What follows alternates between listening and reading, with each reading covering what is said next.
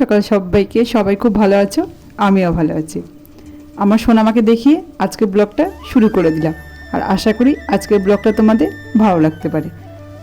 আর আমার সোনামাকে দেখো, আজকে খুব সকালে ঘুম থেকে উঠে পড়েছে, আর উঠে দেখো দিদিভাইয়ের বই নিয়ে কি সুন্দর করে পড়াশোনা করছে।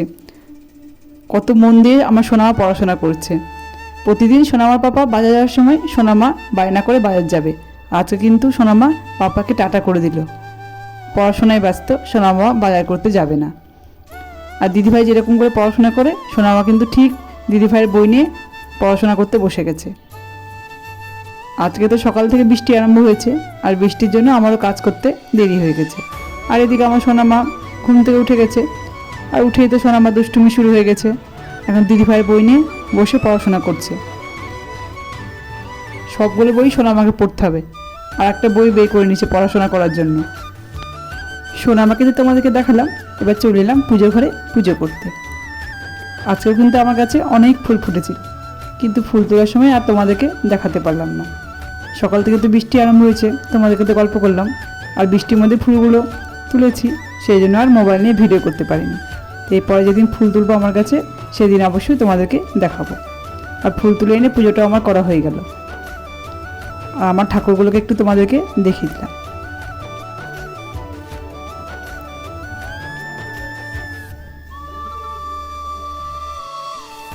পুজো তো আমার করা হয়ে গেল, আর চলে এলাম রান্নাঘরে।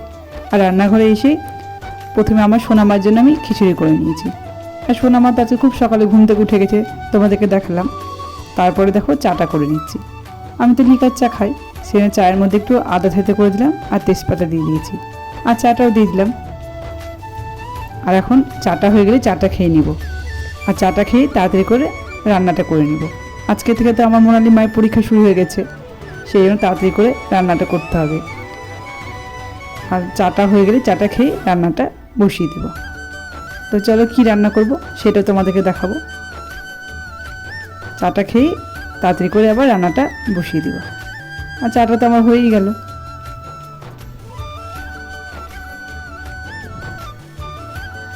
আর আজকে কিন্তু আমার সোনামা খুব সকালে ঘুম থেকে উঠে গেছে, আর ঘুম থেকে উঠলে তো সোনামার দুষ্টুমি শুরু হয়ে যায়, আর সোনামা তো দুষ্টুমি করছেই।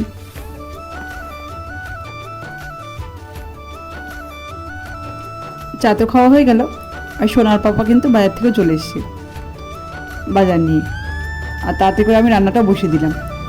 মেয়েটা আমার সবজি খেতে একদমই পছন্দ করে না, আর যেটুকু মানে যা যা সবজি খায় সেটা কিন্তু আমি রান্না করি ওর জন্য, তাহলে একটু তো তাও সবজিটা খাবে।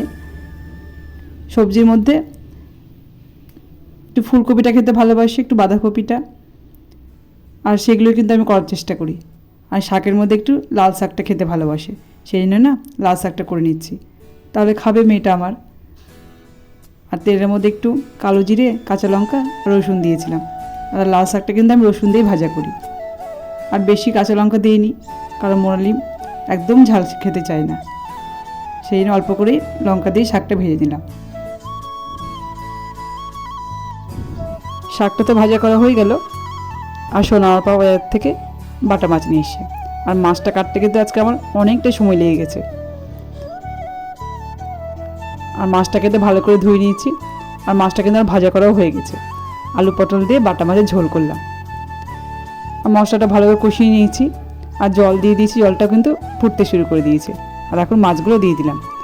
আজকে যেহেতু মোনালি মায়ের, তোমাদেরকে তো বললাম পরীক্ষা আজ থেকেই শুরু হয়ে যাবে, সেই জন্য তাড়াতাড়ি করে রান্না করে নিচ্ছি। আর এত তাড়াতাড়ি করে সব কাজগুলো করে নিচ্ছি, সব কিছু কিন্তু তোমাদেরকে দেখাতে পারছি না। তার মধ্যে আবার আমার সোনামা ঘুম থেকে উঠে গেছে, আর সোনামা ঘুম থেকে উঠলেই তো সোনামার দুষ্টুমি শুরু হয়ে যায়, আর সব কাজে কাছে এসে সোনামা দুষ্টুমি করে। আর কি আর করবো বলো। আর এই দেখো মাছের ঝোলের মধ্যে কিন্তু আমি কাঁঠালের বীজ দিয়ে দিয়েছি। আমার খুবই ভালো লাগে কাঁঠালের বীজ, সব কিছুর মধ্যে দিয়ে খেতে ভালো লাগে। তরকারির মধ্যেও দিই, ঝোলের মধ্যেও দিই। আর সোনামার পাপা আর মোনালি মা কিন্তু কাঁঠালের বীজ একদম খায় না, আমার খেতে খুবই ভালো লাগে। তো চলো আমার মাছের ঝোলটাও করা হয়ে গেল, রান্নাতে করা হয়ে গেল। আর এখন আমার মোনালি মাকে খাবারটা খেতে দিয়ে দিলাম। খাবার খেয়ে রেডি হয়ে আবার স্কুলে পরীক্ষা দিতে যাবে। আর এই দেখো আমার সোনামাকে দেখো, আজ ঘুম থেকে উঠে গেছে, আর সব সময় দুষ্টুমি করেই যাচ্ছে আমার সোনামা। মোনালি মায়ের তো ভাত খাওয়া হয়ে গেল, আর রেডি হয়ে গেছে, এখন স্কুলে চলে যাবে পরীক্ষা দিতে। আর মোনালি মায়ের পাপাও রেডি হয়ে গেছে, ডিউটি চলে যাবে।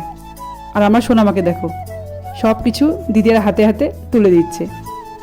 আর দিদিয়াকে টাটা করে দিল, দিদিয়াকে পাপাকে দুজনকে টাটা করে দিল।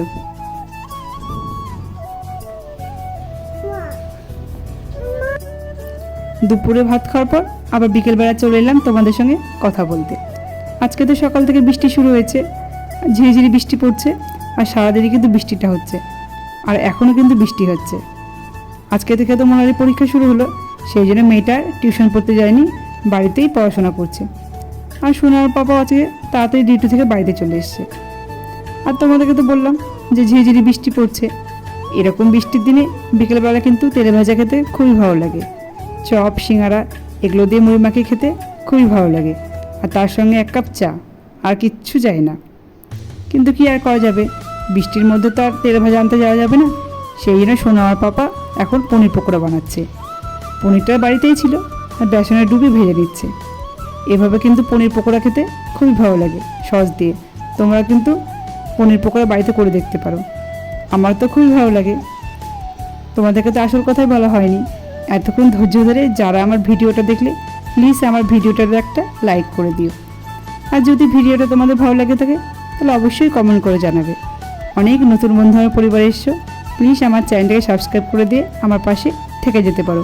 আমিও ঠিক সময় মতো তোমাদের কাছে চলে যাব। সবাই ভালো থেকো, সুস্থ থেকো। তোমাদের সঙ্গে দেখা হবে নতুন একটা ভিডিওতে। সবাইকে টাটা। আর দেখো পনির পকোড়াটা কিন্তু হয়ে গেল।